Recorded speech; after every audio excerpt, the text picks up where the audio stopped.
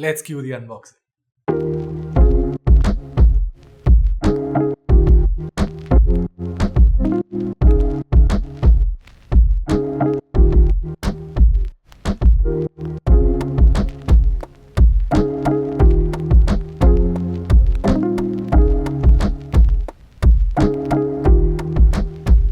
Hey guys, this is Varun from Guiding Tech, and this, my friends, is the all-new Galaxy M31. Now, all-new might be an overstatement, and I'll get to that in a bit, though I've been using it for more than a day now, and here are my first impressions. Let's get started.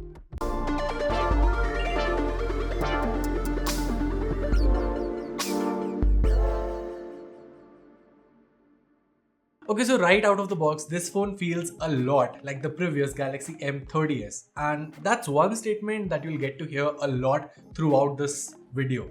And the reason for that is that, well, obviously the M31 is the actual successor to the M30s, though it's one of those times where the successor actually manages to live up to the legacy or the fame.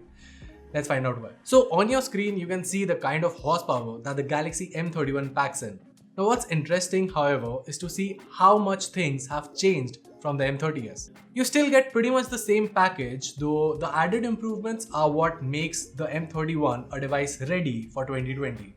Now you get smaller bezels with a taller 20:9 aspect ratio, a primary 64 megapixel shooter, and a macro lens, and both the variants of the device now come with 6GB of RAM as a standard. Now, at least on paper, this sounds like a much needed change and something that you would expect from a device in 2020. Now, while using the phone, the curved edges here are actually amazing and the button placement is also on point. In fact, the whole device feels quite ergonomic. Ergonomic, but not that premium. See, the back is still plastic, and though it's available in two different colors to choose from, black and blue, I've tried both of them, and trust me when I say this, the black one right here looks much better than the blue one. I'm not saying that this one looks great, but in contrast, it definitely looks better because the blue tone makes it look even more cheap, if that's possible. That said, at least Samsung is not compromising on the display. So the M31 packs in a Super AMOLED display and it's amazing. Now there's nothing more to say that hasn't already been said before. Samsung's displays are the best and the M31 is no different. Now despite having an AMOLED display, it does not have an in-display fingerprint scanner, which isn't that much of a bummer because it does help in keeping the thickness quite low, which is quite good because it does pack in a hefty 6000 mAh battery, which I'll talk about later. Then there's the processor. Now, I'm not a fan of Exynos chipsets and I do prefer Snapdragon processors out there, but the Exynos 9611 on here should hold up well or even outperform in some cases the Snapdragon 730G.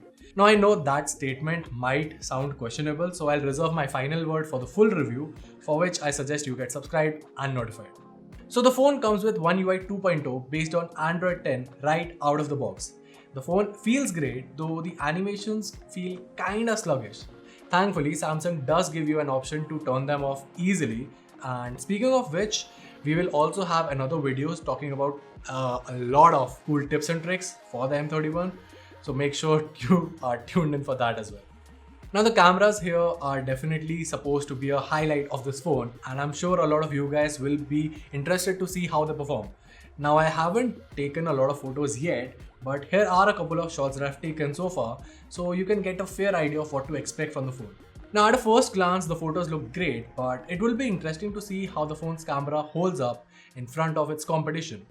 Which also reminds me, if you have any suggestions for the detailed camera comparisons that we do, make sure to sound off below. Lastly, there's the battery, which is the same as the M30s, which is not a bad thing because it's a beefy 6000 mAh battery. Now, granted, I've only used it for a little bit more than a day, but I haven't really felt the need to charge it, like obviously.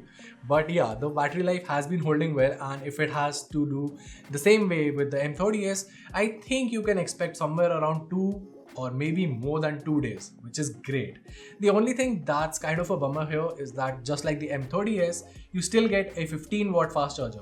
Now, it is fast, but when compared to the competition, I still feel maybe they should have given at least 27 watts of charging. And 15 watts here for a 6000 mAh battery definitely means that you'll be wasting about 2 or maybe even more hours for charging this device. But then again, even the Galaxy A51 does not come with a 25-watt charger, so anyway, those were my first impressions of the Galaxy M31. Now, if you have any more queries, make sure to sound off below and I'll try my best to answer them in the full review, for which I'm sure by now you already know to have subscribed to our channel, right? Well, this is Varun from Guiding Tech, and I'll see you in the next one.